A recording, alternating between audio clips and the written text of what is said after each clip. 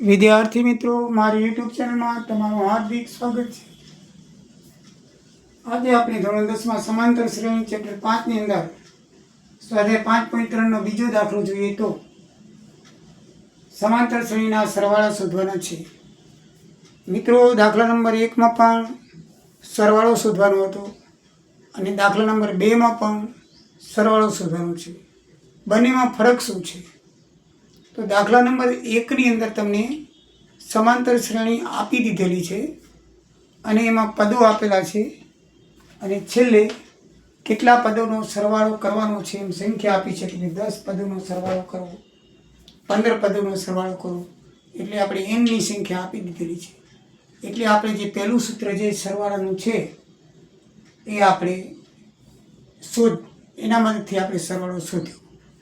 ત્યારે બીજા દાખલાની અંદર તમને સમાંતર શ્રેણી નથી આપણી પણ પદોનો સરવાળો આપ્યો છે, છેલ્લું પદ આપેલું છે. ધ્યાન રાખજો, સમાંતર શ્રેણીના સરવાળા તરીકે પદો આપેલા છે અને પછી છેલ્લું પદ તમને આપેલું છે, અંતિમ પદ આપ્યું છે. એમ નથી આપ્યું, કેટલા પદોનો સરવાળો કરો એમ નથી આપ્યું. પદો સરવાળા સ્વરૂપે આપેલા છે. બરાબર છે? તો સરવાળા સ્વરૂપે આપેલા હોય ને છેલ્લું પદ આપેલું હોય ત્યારે હંમેશા મિત્રો બીજા સૂત્રનો ઉપયોગ કરવાનો, એલ વાળા સૂત્રનો. પણ પહેલામાં એન શોધવું પડશે. પહેલાં એન શોધી લો, એન વાળા સૂત્રથી આવી એન મળ્યા પછી બીજું સૂત્ર જે આપણે થિયરીના ચર્ચામાં જોયું ત્યારે જે એલ આપી હોય ત્યારે એલ વાળા સૂત્રનો ઉપયોગ કરો.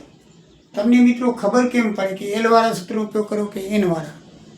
તો મિત્રો, જ્યારે લાસ્ટ પદ આપેલું હોય, આવી રીતે વત્તા કરીને છેલ્લું પદ આપેલું હોય, એને એન પણ કહેવાય ને એલ પણ કહેવાય. મેં તમને થિયરીમાં જણાવેલું છે, એને એન પણ કહેવાય અને એલ પણ કહેવાય.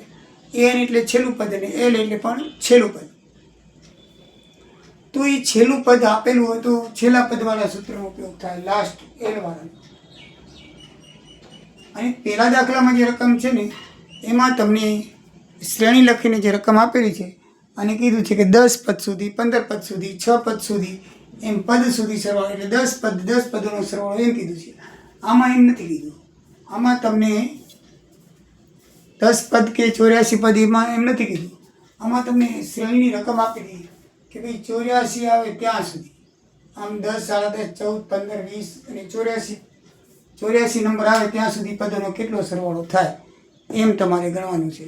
દાખલા તરીકે 34, 32, 30, 28, 26 એમ 10 આવે ત્યાં સુધી પદો કેટલા થાય અને એ પદોનો સરવાળો શોધવાનો છે. 10 આવે ત્યાં સુધી કેટલા પદો થાય એ શોધવું પડે આપણે.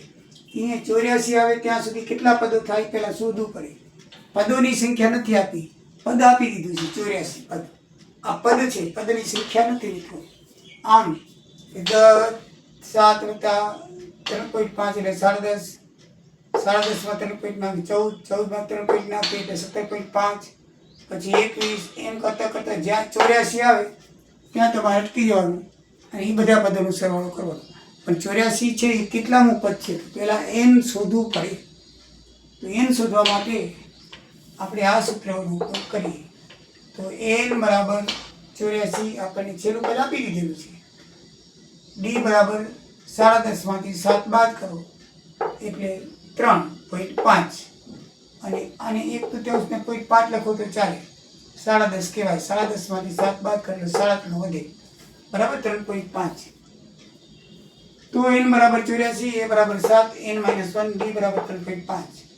7 ને આ બાજુ લઈ આવો તો માઇનસ થઈ જાય અને પછી બરાબર 3.5 ગુણ્યા n એટલે 3.5 m, 3.5 ગુણ્યા ઓછા 1 એટલે ઓછા 3.5 થાય. ઓછા 3.5 ને આ બાજુ લઈ આવો તો વત્તા 3.5 થઈ જાય. 84 માંથી 7 જાય એટલે 77, 77 માં 3.5 નાખો એટલે 80.5. આ 3.5 ગુણાકાર છે, નીચે ભાગાકાર માંગે તો એની કિંમત મળી જાય. પોઈન્ટ સેમ છે, ઉડાડી નાખો એટલે 805 ભાગ્યા 35 બરાબર 23 n થાય. એટલે આ 23મું પદ છે 84. આમને આમ તમે ગણતા જાઓ, પોઈન્ટ 3.5 ઉમેરતા જાઓ એટલે 23મું પદ 84 આવે. તો 23 પદોનો સરવાળો આપણે શોધવાનો છે. છેલ્લું પદ 84 આપી દીધું છે.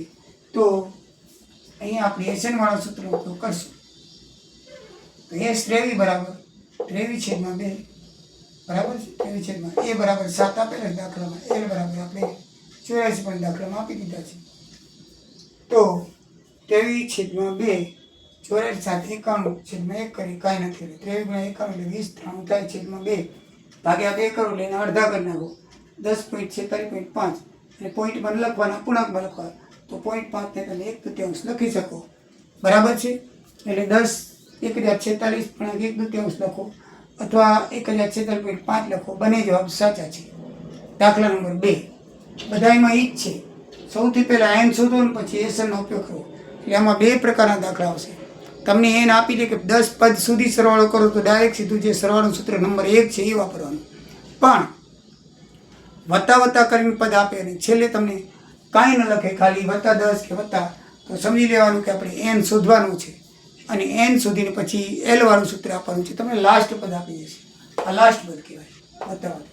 એટલે બીજા સૂત્રનો ઉપયોગ કરવાનો. પહેલા દાખલામાં પહેલા સૂત્રનો ઉપયોગ છે, બીજા દાખલામાં બીજા સૂત્રનો ઉપયોગ છે. બરાબર ખાસ ધ્યાન રાખજો. બરાબર. તો 34 32 30 +10 તો સૌ પ્રથમે n શોધીએ તો n વત્તા a n બરાબર a વત્તા n -1 d માં a બરાબર 34 મૂકશું, d બરાબર 32 -34 એટલે -2 અને l બરાબર 10 કહેવાય. તો એ n બરાબર 10 મૂકશું, 34 n -1 -2 d કિંમત મૂકશું. 34 આ બાજુ એટલે -34 જાય. -2 ગુણ્યા n એટલે -2n, -2 ગુણ્યા -1 એટલે +2 થાય. +2 ને પાછા આ બાજુ લેવા એટલે -2 થાય. 10 માંથી 34 જાય 24 રે અસમંચ ને બાદ બાકી થાય. મોટી સંખ્યાનું નિશાન 34 માંથી 10 ગયા એટલે -24 થાય. -24 ને -2 -26 થાય. સામે 2 એને મળશે.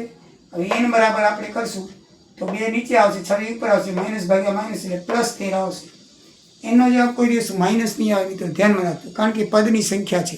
પદની સંખ્યા કોઈ દી માઇનસ ન હોય. n બરાબર 13. બસ હવે સૂત્ર બીજાનો ઉપયોગ કરી નાખો.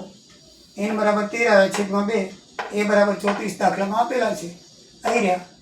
l બરાબર 10 પણ આપેલા છે, અહીંયા છે. બસ 34 × 10 = 44 13 × 2 છે દુડાડો 22 × 44 13 × 22 બરાબર 286 જવાબ આવશે. એવી જ રીતે મિત્રો ત્રીજો દાખલો છે -5 -8 -11 અને -230 આવે ત્યાં સુધી તમારે બધા પદોનો સરવાળો કરવાનો છે. તો પહેલા આપણે પદોની સંખ્યા શોધીએ તો n બરાબર a વત્તા n -1 b માં a બરાબર -5 d બરાબર -3 -5 માંથી -8 માંથી -5 જાય એટલે -5 વત્તા 5 થઈ જશે. +5 ને -5 -3 રહેશે. n બરાબર -230 આપણને દાખલામાં આપેલા છે. તો સૂત્રમાં 230 બરાબર -5 એની જગ્યાએ n -1 એમને d ની જગ્યાએ -3 230 -5 આ બાજુ +5 આ બાજુ 3 ગુણ્યા -3 ગુણ્યા n -3n -3 ગુણ્યા -1 એટલે +3 235 માંથી 5 જાય -225 +3 આ બાજુ લેવો એટલે -3 આ બાજુ ખાલી -3n રહેશે. -225 -3 એટલે -228 -3n થાય. તો n બરાબર -3 નીચે જશે. માઇનસ માઇનસ પ્લસ થાય 228 તારી 76 થાય. તો 76 તારી 228 થાય. તો 228 ને 3 વડે ભાગીએ તો 76 જવાબ આવે. તો 76મું પદ આ -230 છે. તો 76 પદનો સરવાળો કરવો હોય તો a બરાબર -5 n બરાબર 76 અને l બરાબર 230 કરો તમારો જવાબ આવી જાય. તો અહીંયા આ સૂત્ર છે સરવાળું બીજું 76/2 -5 - 230. તો 76 ભાગ્યા 2 એટલે 38 -5 વત્તા -235 230 ને વત્તા ઓછે વત્તા થશે 235 માઇનસ આવશે -235 ગુણ્યા 38 -8930 થશે. મિત્રો આ રીતે એનો જવાબ આવશે. એટલે આમાં થોડોક ખ્યાલ રાખવા જેવો છે કે લાસ્ટ પદ આપેલું હોય ત્યારે એલવાળા સૂત્રનો ઉપયોગ કરવાનો અને 5 પદોનો 10 પદોનો સરવાળો આપો એમ લખેલું હોય ત્યારે n વાળા સૂત્રનો ઉપયોગ કરવાનો છે. બરાબર છે મિત્રો? તો સમજણ પડી ગઈ હશે. ના સમજણ પડી તો કોમેન્ટ કરજો. જય સિયારામ, જય દ્વારિકાધીશ.